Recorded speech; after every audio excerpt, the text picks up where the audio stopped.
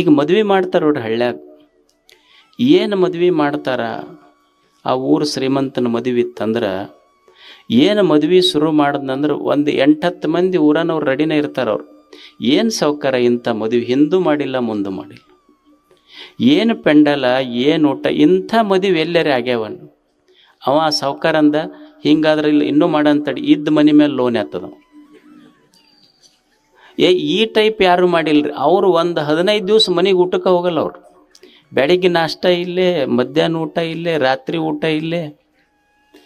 ಹಂಗೆ ಪ್ರಸಂಗ ಬಂದ್ರೆ ಒಂದು ಚಾಪಿನ ಹಿಡ್ಕೊಂಡು ಬಂದಿರ್ತಾರೆ ಅಲ್ಲೇ. ಅವರು ಹೊಗಳವ್ರು ಬೇಕಲ್ಲ. ಅವರು ಇವರು ಹೊಗಳಿಕೆಗೆ ಸಾಲ ಮಾಡ್ತವೆ.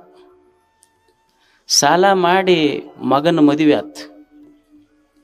30 ಲಕ್ಷ ಸಾಲ ಮಾಡಿದ್ದು, ಇರೋ ಮನಿ 1 ಎಕರೆ ಹೊಲದ ಮೇಲೆ. ಇವ ಮಗ ಮದುವೆ ಆದ ಮೇಲೆ ಅವ್ರ ಹೆಣ್ಮಕ್ಳಿಗೆ ಹೇಳಿದ್ದವ, ಡಾರ್ಲಿಂಗ್ ನಿನಗೆ ಡಾರ್ಜಿಲಿಂಗ್ ತೋರಿಸ್ತೀನಿ ಅಂದಿದ್ದವ. ಕೈಯಾಗ ಟಿಕೆಟ್ ಹಿಡ್ಕೊಂಡು ಕುಂತಿದ್ದ, ತೋರಿಸ್ಬೇಕು ಅವ್ರ ಅಪ್ಪಗನ್ನದಾಗ. ಅವ್ರ ಅಪ್ಪ ಸಾಲದ ಯಾದಿ ಕೈಯಾಗಿಟ್ಟ. ಮಗ ನೋಡಿ 30 ಲಕ್ಷ ರೂಪಾಯಿ ನನ್ನ ಮದುವೆಗೆ ಸಾಲ. ಹೆಣತಿಗೆ ಹೇಳ್ದ, ಬ್ಯಾಡ, ಡಾರ್ಜಿಲಿಂಗಿಗೆ ಹೋಗೋದು, ಇಲ್ಲೇ ಹನುಮಪ್ಪನ ಗುಡಿಗೆ ಹೋಗಿ ಬಂದುಬಿಡ. ಸಾಲ ಇಟ್ಟು ಎದಕ್ಕಿದು? ಒಂದು ಶಬ್ದದ ಸಲುವಾಗಿ. ಭಾರಿ ಮದುವೆ ಆತು. ಮಗ ಸೊಸಿ ಪಾಲ, ಮಗಳು ಅಳಿಯನ ಪಾಲ, ಮನಿ ಸಾಲದವ್ರ ಪಾಲ, ಚಿಂತಿಯವನ ಪಾಲ. ಅಷ್ಟು ಸುಮ್ಮನೆ ಒಂದು ಶಬ್ದ ಎಷ್ಟು ಕಷ್ಟ ತಾಪಕ್ಕೆ ತಂದು ಹಸ್ತೈತೆಲ್ಲ. ಏನಿದೆ ಇದರೊಳಗೆ ಆಕರ್ಷಣ ಐತಿ. ನೀವು ನೋಡಿರಿಲ್ಲ, ಈ ದೇಶದೊಳಗೆ ಭಾಳ ರಾಜರು, ರಾಜಮನೆತನಗಳು ಆಳಿ ಹೋಗ್ಯಾವಿಲ್ಲೆಲ್ಲ. King of Vijayanagara, king of Mysuru, king of Rashtrakuta, king of Badami Chalukyas ಕೇಳಿರಿಲ್ಲ. ಭಾಳ ಮಂದಿ ಕಿಂಗ್ ಆಳ್ಯಾರ, ಆಳದವ್ರು ಹೋಗ್ಯಾರ. ಯಾವ ಕಿಂಗ್ ರಾಜರು, ಯಾವ ಕಿಂಗ್ಗಳು ಭೂಮಿ ಮೇಲೆ ಉಳಿದಿಲ್ಲ. ಆದರೆ 2 ಕಿಂಗ್ ಮಾತ್ರ ಉಳಿದಾರಿಲ್ಲ. ಒಬ್ಬ ಸ್ಮೋಕಿಂಗ, ಇನ್ನೊಂದು ಡ್ರಿಂಕಿಂಗ್. ಈ 2 ಕಿಂಗ್ಗಳು ಹೋಗಿಲ್ಲ. ಮತ್ತು ಎಲ್ಲ ಕಿಂಗ್ಗಳಿಗೆ ಕಳಿಸ್ದವರು ಈ ಕಿಂಗ್ಗಳು. ಯಾರ್ಯಾರು ಊರಾಗ ನಾ ಕಿಂಗ್ ಅಂತಿದ್ರು, ಆ ಕಿಂಗ್ಗಳಿಗೆ ಕಳಿಸ್ದವರು ಕಿಂಗ್ ಇವರು. ಏನು ಒಂದು ಸ್ಮೋಕಿಂಗ, ಇನ್ನೊಂದು ಡ್ರಿಂಕಿಂಗ್. ಏನದ ಸ್ಮೋಕಿಂಗ್ ಒಳಗೆ ಒಂದು ಸೊಟ್ಟು ಒಣ ಎಲೆ ಅದು. ಏನಿರ್ತೈತೆ ಅದು ಚುಟ್ಟದಾಗ? ಒಂದು ಒಣ ಎಲೆ ಅದು. ಅವ ಎಷ್ಟು ಅದಕ್ಕೆ ಆಕರ್ಷಣೆ ಆಗಿರ್ತಾನೆ ಅಂದ್ರೆ ಮನ್ಯಾಗ ಹೆಣ್ಮಕ್ಳು ಹೇಳ್ತಿರ್ತಾರೆ, ಅವ್ರು ಬಿಡು ಅದು ಕೋಡಿ TB ಆಗೈತಿ ನಿನಗೆ, ಡಾಕ್ಟ್ರ್ ಬಿಡು ಅಂದ. ಈಗ ನಿನಗೆ ಬಿಡ್ತೀನಿ ನೋಡ್ಬೇಕಂದ, ನಿನ್ನ ಬಿಡ್ತೀನಿ ಹೊರತು ಇದನ್ನು ಬಿಡೋದಿಲ್ಲ ನಾನು. ಅವು ಮಕ್ಕಳು ಮನ್ಯಾಗ ದೀಪಾವಳಿ ಬಂತಂದ್ರೆ ಮ್ಯಾಲೆ ಆಕಾಶ ದೀಪ ಹಚ್ತಾರೆ ನೋಡ್ರಿಲ್ಲ, ಆಕಾಶ ಪುಟ್ಟಿ ಅಂತ. ಮಕ್ಕಳ ಮನ್ಯಾಗ ಆಕಾಶಕ್ಕೆ ದೀಪ ಬಿಡ್ತಿರ್ತಾರೆ. ಅಂದ್ರೆ ಯಾವ ದೇವರು ನಮಗೆ ಬೆಳಕು ಕೊಟ್ಟಾನೋ ಆ ದೇವನಿಗೊಂದು ಕೃತಜ್ಞತೆಯ ದೀಪ ಹಚ್ಚಿ ಮಕ್ಕಳ ಮ್ಯಾಲೆ ಬಿಡ್ತಿರ್ತಾರೆ. ಮಕ್ಕಳು ಆಕಾಶಕ್ಕೆ ದೀಪ ಬಿಡ್ತಿರ್ತಾರೆ, ಇವ ಅವ್ರ ಮುಂದೆ ಕುಂತು ಆಕಾಶಕ್ಕೆ ಹೋಗಿ ಬಿಡ್ತಿರ್ತಾನೆ. ಇವ ಚುಟ್ಟಸೆ ಇವನಿಗೆ ಏನು ಗೊತ್ತಿಲ್ಲ. ಮಕ್ಕಳಿಗೆ ಏನು ಹೇಳ್ಬೇಕು ಸೇದಾದೊಂದು. ಅವು ಮಕ್ಕಳು ಆಡ್ತಿರ್ತಾವೆ ಮನ್ಯಾಗ, ಅಂಗಳದಾಗ ಆಡ್ತಿರ್ತಾರೆ. ಇವ ಅಲ್ಲಿ ಅವ್ರ ಗೆಳೆಯರ ಹತ್ತಿರ ಒಂದು ಕಂಪನಿ ಇರ್ತಾವೆ, ಕಟ್ಟಿ ಮೇಲೆ ಚುಟ್ಟ ಸೇದ್ಕೊತ್ ಕುಂತಿರ್ತಾನೆ. ಅದು ಚುಟ್ಟ ಆರ್ತೈತಿ, ಕಡ್ಡಿ ಪೆಟ್ಟಿಗಿರೋದಿಲ್ಲ. ಅವು ಮಗನಿಗೆ ಹೇಳ್ತಾನೆ, ತಗೋ ಅಲ್ಲಿ ಹಚ್ಕೊಂಬೋಗಿ, ಚುಟ್ಟ ಹಚ್ಕೊಂಬ, ನಿಮ್ಮವ್ವ ರೊಟ್ಟಿ ಮಾಡಕತ್ತೋಡು ಅಲ್ಲಿಗೆ. ಅವು ಹುಡುಗರು ಆಡ್ತಿರ್ತಾವೆ, ಯಾಕೆ ಕೇಳ್ತಾವ ಒಂದು ಮಾತು ಏನ್ರ. ಮತ್ತು ಅಪ್ಪ ಇಲ್ಲ ಅಂದ್ರೆ ಬೈತಾನಂತ ತಿಳ್ಕೊಂಡು ಅವ್ನು ಅಪ್ಪನ ಚುಟ್ಟ ತೊಗೊಂಡು ಹೋಗಿ ಅವ್ರವ್ವನ ಒಲಿಗೆ ಹಚ್ಚದ. ಅದು ಮನೆ ಹಳೆ ಮನೆ ಎಲ್ಲ ದೂರ ಇರ್ತಾವೆ ನೋಡ್ರಿ, ಓಡಿ ಪಡಸಾಲಿಗೆ ಬರೋದ್ರಾಗ ಆರ್ತದ. ಮತ್ತು ಹೋಗಿ ಮತ್ತು ಅವನ ಆ ಒಲಿಗೆ ಮತ್ತು ಚುಟ್ಟ ಹಚ್ಚದ. ಮತ್ತು ಓಡಿ ಆಟಕ್ಕೆ ಹೋಗ್ಬೇಕಂತ ಪಡಸಾಲಿಗೆ ಬರೋದ್ರಾಗ ಚುಟ್ಟ ಆರ್ತ. ಮತ್ತು ಹೋಗಿ ಮತ್ತು ಅವನ ಒಲಿಗೆ ಹಚ್ಚದ, ತಗೊಂಡು ಪಡಸಾಲಿಗೆ ಬಂದು ಆರ್ಬೇಕಂತಿತ್ತು. ಆರ್ತೈತಿ ಬಾ ಅಂತ ಒಂದು ಜುರುಕಿ ಜಗ್ಗದವ ತಂದು ಅವ್ರ ಅಪ್ಪಕ್ಕೆ ಕೊಟ್ಟ, ದೀಕ್ಷಾ ಕೊಟ್ಟವ. ಅವ್ರಪ್ಪ ಸೇದ್ಕೊಂತಂದಂತ, ಏನು ಬರೀ ಆಟ ಅಂತ ಹೋಗ್ತೀರಿ ನೀವು ಹುಡುಗರು, ಸ್ವಲ್ಪರ ಜೀವನ ಅಂದ್ರೆ ಏನರ ಗೊತ್ತೈತೆ ನಿಮಗೆ? ಅವ ಮಗ ಅಂದ, ಅಲ್ಲೇ ಪಡಸಲೆಗ ಗೊತ್ತಾಗೈತೆ ನನಗದ. ಜೀವನ ಅಂದ್ರೆ ಅಲ್ಲೇ ಗೊತ್ತಾಗೈತಿ ಪಡಸಲೆಗ.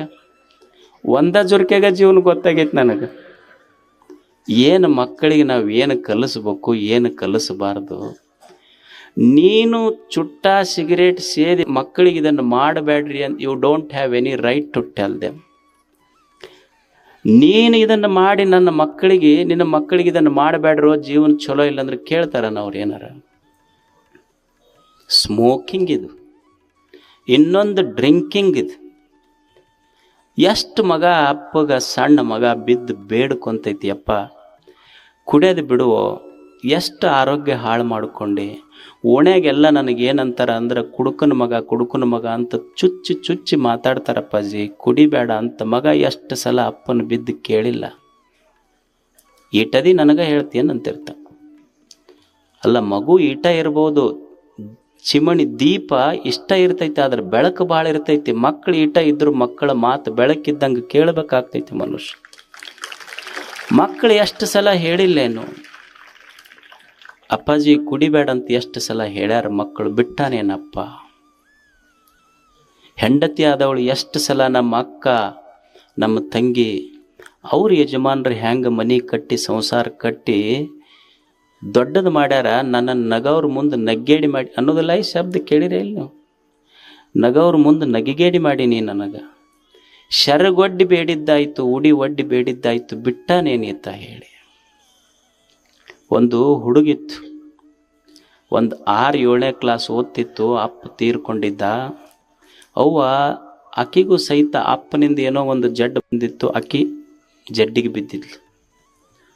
ಮಗ ಹುಷಾರಿತ್ತು, ಓದಬೇಕಂತಿತ್ತು, ಆದ್ರೆ ಓದಿಸೋರು ಇರಲಿಲ್ಲ ಮಗನಿಗೆ. ಆದರೂ ಸಾಲಿ ಬಿಟ್ಟಿರಲಿಲ್ಲ. ಹುಡುಗ ಏನು ಮಾಡ್ತಿತ್ತು ಅಂದ್ರೆ ಸಾಯಂಕಾಲ ಆದ ಕೂಡಲೇ ಕೆಲಸ ಮಾಡ್ತಿತ್ತು. ಎಲ್ಲಿ ಕೆಲಸ ಮಾಡ್ತಿತ್ತು ಅಂದ್ರೆ ಒಂದು ಬಾರ್ನ್ಯಾಗ ಹೋಗಿ ಕೆಲಸ ಮಾಡ್ತಿತ್ತು.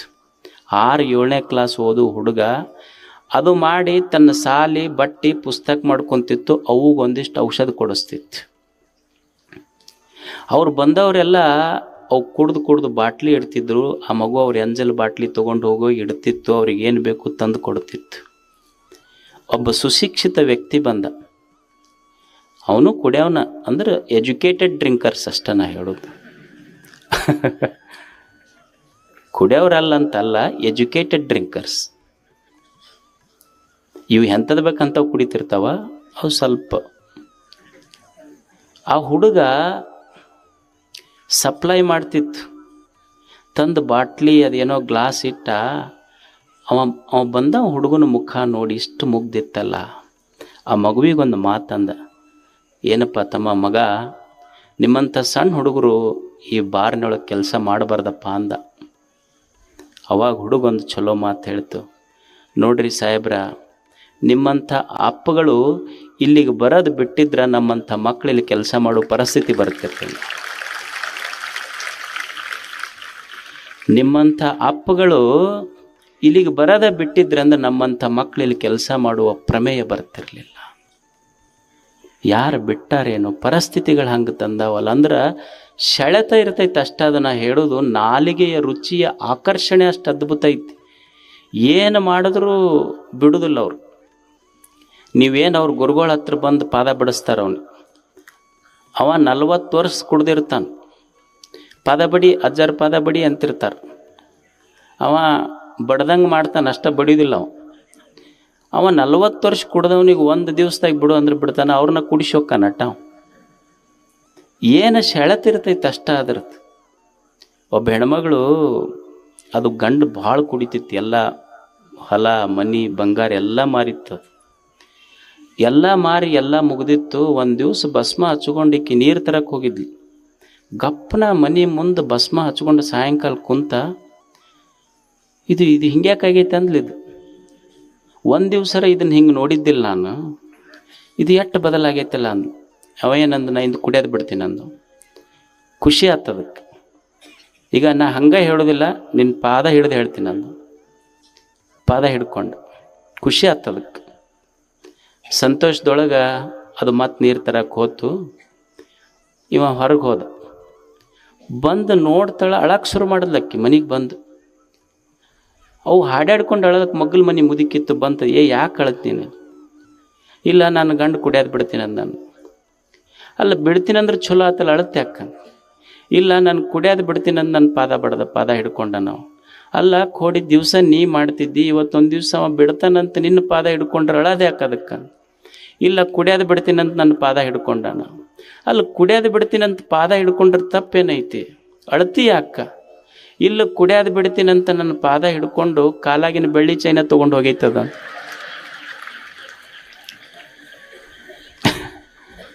ಕಾಲಾಗಿಂತ ಬಿಡುವಲ್ದದ ಅಷ್ಟು. ಏನಿದು ಅಂದ್ರೆ ಶೆಳತ್ ಇರ್ತೈತಿ ಒಳಗಷ್ಟು ಶೆಳತ್.